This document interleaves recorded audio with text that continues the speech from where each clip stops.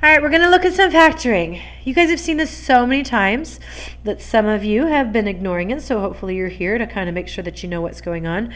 We're using these things in everything that we're doing right now. So if you're here, I'm glad, because you're going to need to know how to do this well. This little guy here and this little guy here, both of them are perfect square, perfect square, perfect square, perfect square, and a minus. So the process is going to be the same for both of them. This one here has no common factor, and this one does. So before you even do the difference of two squares, it's probably nice, and we put this little thing here to help you remember, for you to take out a common factor first. And in fact, the common factor is 9. If I pull out a 9, I'm left with 4x squared minus 1.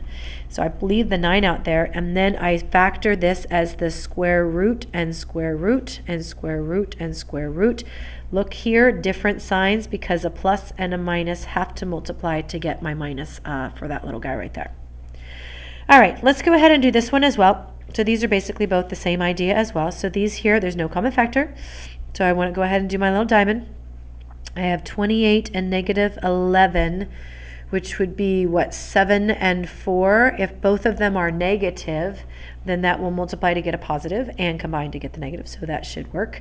It is not a 1 in front of here, so I'm not diamond and done. I need to actually do my next little step here, which, if you recall, is rewriting the middle term with these two little lovelies that we're going to use.